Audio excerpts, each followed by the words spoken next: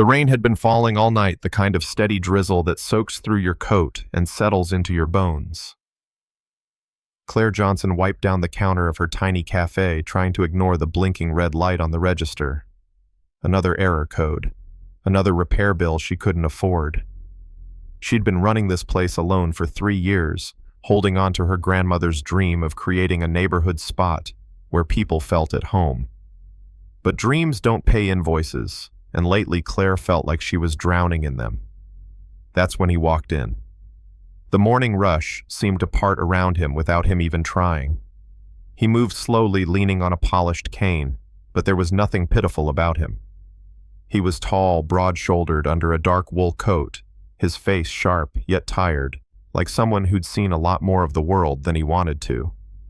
He ordered a simple black coffee in a voice that was smooth, but carried a faint rasp, maybe an accent she couldn't quite place.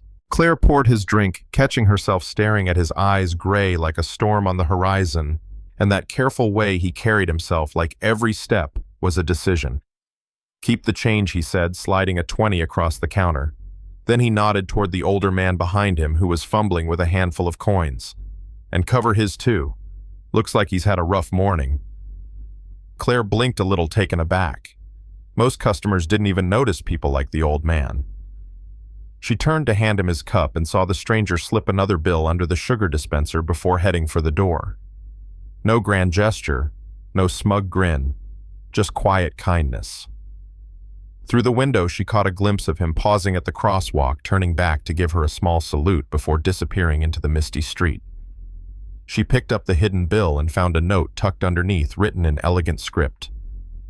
"Saw your register trouble. Hope this helps. Thank you for the warmth you bring to this neighborhood." Her fingers tightened around it. Nobody had ever noticed her like that before. For the next 3 weeks, every morning at 8:15 sharp, he returned. Same coffee order. Same quiet smile. His name was Nathan Reed, he told her one morning when the cafe was empty enough for small talk. And just like that, a routine became a connection.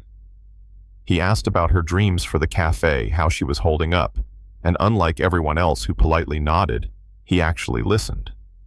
One evening, after noticing the fatigue etched into her face, he offered to help her look at her finances. "I'm good with numbers," he said casually.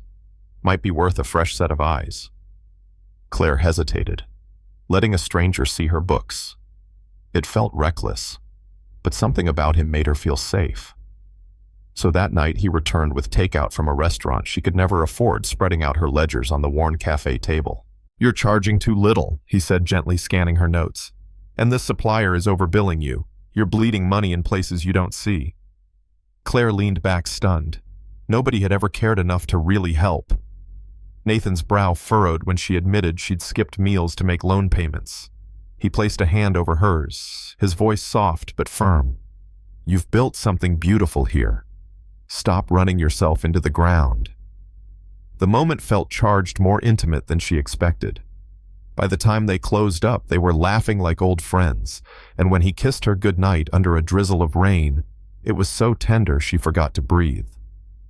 But across town, in a sprawling estate with iron gates and manicured gardens, Nathan's family wasn't smiling. His stepmother Evelyn paced a marble floor in stilettos, sharp enough to pierce armor, holding a folder thick with surveillance photos. A cafe owner, she sneered. "This is what he's wasting his time on." "Do you know how this looks?" His younger stepbrother Cole snatched the folder, flipping through the pictures of Nathan and Claire. Heads bent over receipts, laughing at something on his phone, kissing outside the cafe. "Unbelievable," Cole spat. "He's embarrassed us enough already.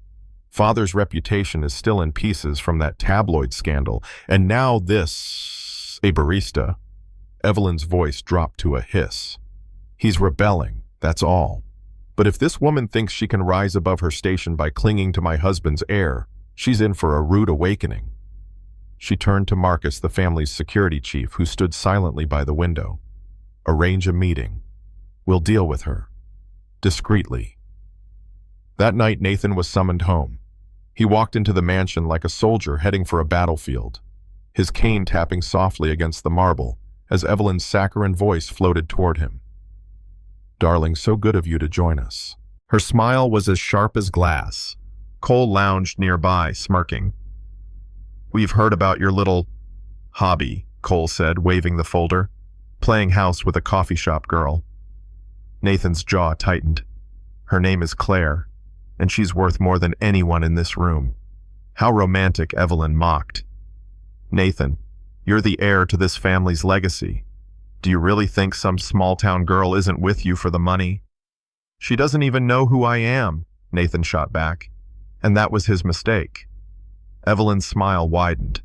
Then tell her. Tonight. Tell her exactly who you are, what you're worth, and watch her face when she realizes what she's sitting on. Or, end this embarrassment now and we'll forget this phase ever happened.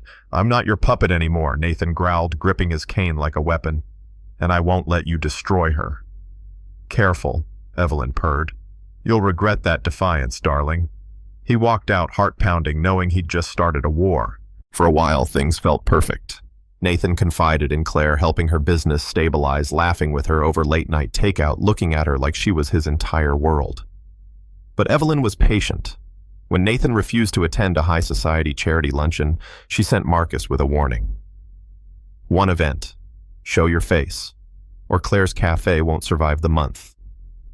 Nathan reluctantly agreed, thinking it was harmless. It wasn't.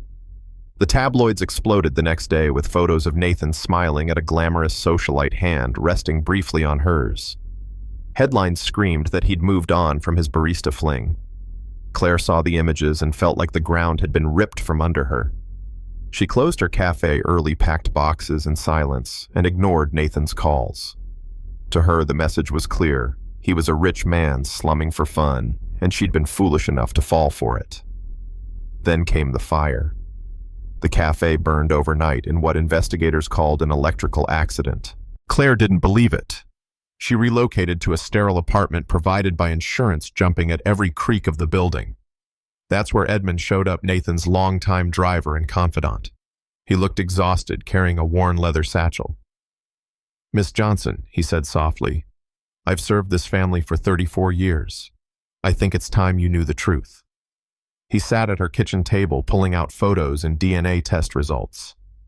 Nathan isn't Charles Reed's biological son. Edmund confessed, voice trembling.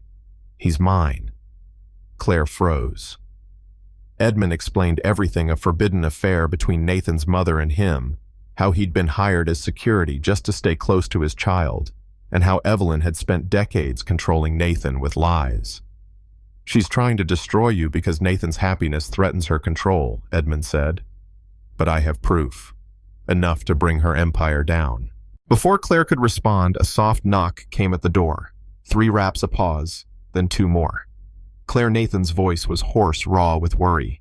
Please, let me in. She opened the door to find him pale, thinner, but his storm-gray eyes lit up at the sight of her. Edmund stepped forward. Son, he said quietly. Nathan froze, and in that moment, everything shifted. Weeks later, Evelyn tried to have Nathan declared mentally unfit to manage the family fortune. The courtroom was packed, reporters buzzing like flies. Evelyn sat smugly with a team of high-priced lawyers, spinning a narrative that Nathan was reckless, unstable, manipulated by a scheming woman. When Claire's name was called, she felt her knees shake, but she looked Nathan in the eye and found her courage. Your Honor, she said firmly. Nathan Reed is the most thoughtful, capable man I've ever known. He saved my business when I was drowning. He gives without wanting credit. He is the only reason people in my neighborhood still have jobs. Evelyn's lawyer scoffed, but Claire turned on him like a flame. You want to talk about manipulation? Ask her about the fake charity she used to threaten small business owners. Ask her about the harassment campaigns, the inspections timed to destroy livelihoods. Nathan isn't unfit. He's the only good thing that's ever come out of that mansion. One by one, the people from her community stood up to testify. Shop owners told stories of anonymous donations that had saved them of threats Evelyn's people had sent. Marcus, torn by loyalty, even confessed to planting evidence under orders. The judge's face grew grim. By the end, Evelyn's empire of intimidation lay in ruins. Nathan kept his fortune, but more importantly, he took control of it. Evelyn and Cole fled overseas in disgrace. 6 months later, the estate wasn't a fortress anymore. It was alive with murals painted by local kids' rooms turned into tutoring centers, a ballroom converted into a community event hall. Claire's cafe had expanded into a network of 5 shops, each one breathing life into neglected neighborhoods. That night, under twinkling lights strung through what used to be Evelyn's prized rose garden, Nathan dropped to one knee, his cane steady at his side. "Claire," he said, voice thick with emotion, "you saved me. In every way a person can be saved. Will you marry me?" Tears streamed down her cheeks as she whispered yes. The crowd erupted in cheers. Neighbors, scholarship students, cafe staff, all celebrating, not just their love, but what it symbolized: hope, resilience, and a future built on kindness rather than fear. As they walked hand in hand back toward the celebration, Claire glanced at the grand estate glowing behind them. Once it had been a symbol of oppression. Now it was proof that even the coldest legacy could be rewritten. So tell me, what do you think?